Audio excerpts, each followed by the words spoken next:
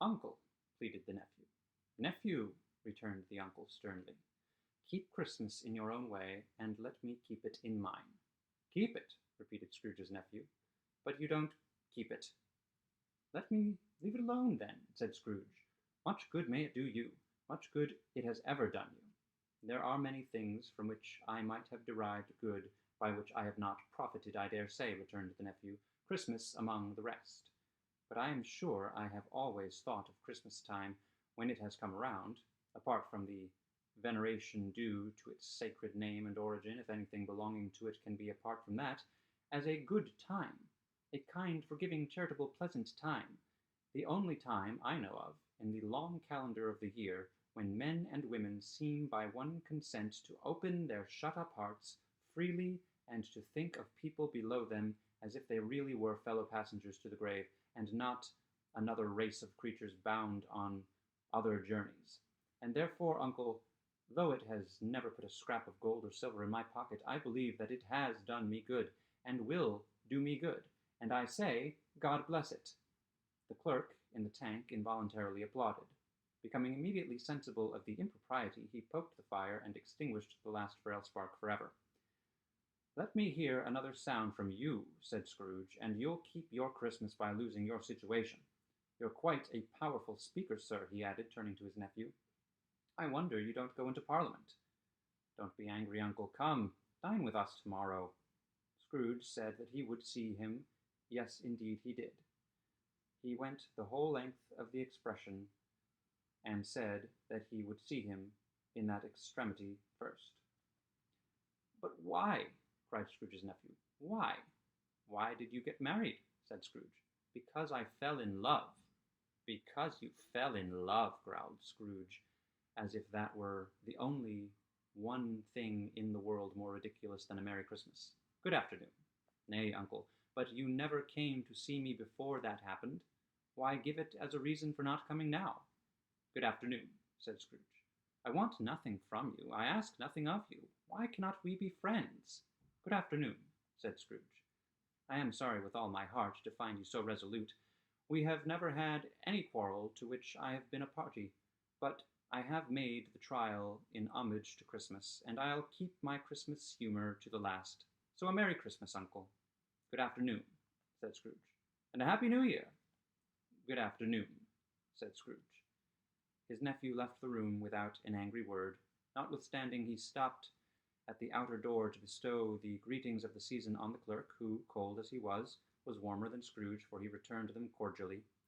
"There's another fellow," muttered Scrooge, who overheard him. "My clerk, with 15 shillings a week and a wife and family, talking about a Merry Christmas. I'll retire to Bedlam." This lunatic, in letting Scrooge's nephew out, had let 2 other people in.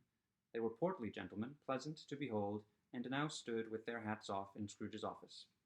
They had books and papers in their hands, and bowed to him. "Scrooge and Marley's, I believe," said one of the gentlemen, referring to his list. "Have I the pleasure of addressing Mr. Scrooge or Mr. Marley?" "Mr. Marley has been dead these 7 years," Scrooge replied. "He died 7 years ago this very night.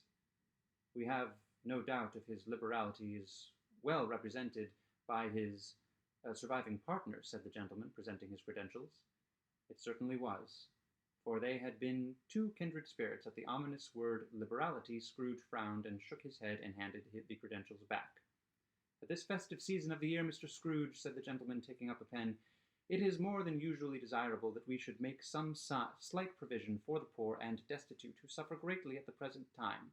Many thousands are in want of common necessaries. Hundreds of thousands are in want of common comforts, sir." "Are there no prisons?" asked Scrooge. "Plenty of prisons," said the gentleman, laying down the pen again. "And the Union workhouses?" demanded Scrooge. "Are they still in operation?" "They are still," returned the gentleman. "I wish I could say they were not." "The treadmill and the poor law are in full vigor, then?" said Scrooge.